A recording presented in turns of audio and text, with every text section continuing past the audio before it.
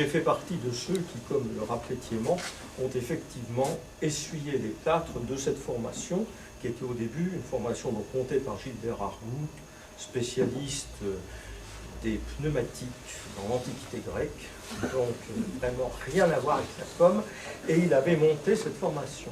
Et donc moi je me suis retrouvé rameuté, docteur en histoire de l'art, musicologue, etc. Donc j'étais, comme aurait dit le général de Gaulle, un homme sachant écrire.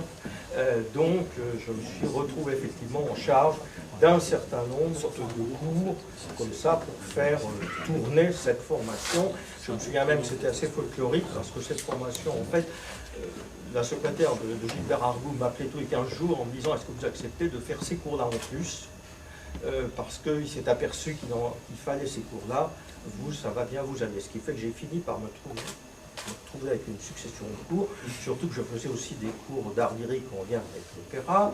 Je faisais des cours de français à l'époque aussi en art plastique. Enfin, j'avais beaucoup d'activités à l'université.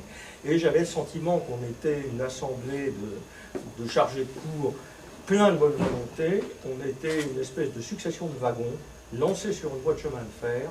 Il manquait simplement la locomotive, le chef de gare, le président de la compagnie de chemin de fer et le concepteur général du réseau. Mais à part ça, tout allait bien. Et donc, évidemment, quand Jean-Luc est arrivé, bon, on a l'impression, ça y est, il y a enfin quelqu'un qui va monter un cadre à tout ça. On va peut-être essayer de foncer un peu dans le brouillard, ce sera quand même plus sympathique pour les étudiants, et c'est ce qui s'est passé. Et je dois dire que les choses se sont très bien passées, enfin, entre nous deux en tout cas, sans aucun problème, et je peux dire un petit témoignage personnel. Vous savez, je suis parti de Saint-Étienne, en gros, 4 ans après l'arrivée de Jean-Luc à la tête de la formation, ce qui veut dire que je suis venu en gros 15 ans de suite de Paris par le train à Saint-Étienne. Inutile de vous dire que si je n'avais pas eu un certain attachement à la formation, au patron de la formation et effectivement aux étudiants, j'aurais sans doute arrêté ce genre de plaisanterie, de jouer les turboprofs depuis très longtemps. Si je l'ai fait, c'est qu'il y avait une raison. Et les hasards de la vie font que j'enseigne maintenant à Angers dans la formation qui a été fondée par Jean-Luc. Donc, le relais se prend un petit peu.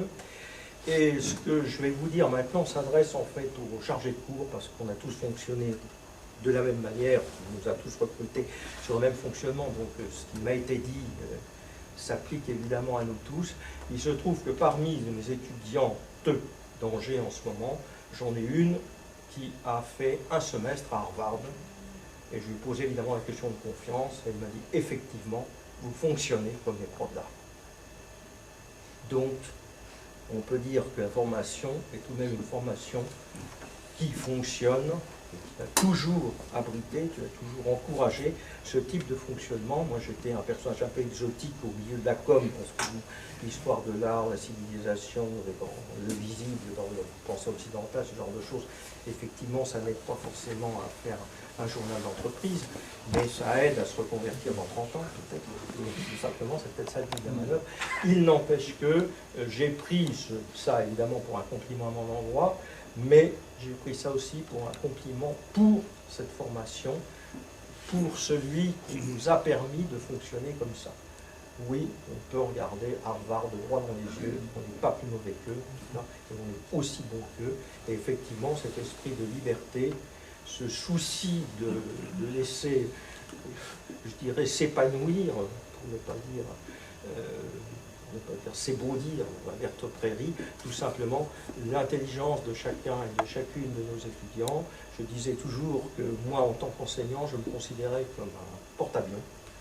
Je devais aller dans la bonne direction, à la bonne vitesse, pour que les étudiants décollent le mieux possible, le plus loin possible, et surtout le plus longtemps possible, et le plus haut possible. Et je crois qu'on a réussi à le faire. C'est pour ça que moi aussi, je suis venu ici aujourd'hui, exprès, de Paris. C'est nettement moins loin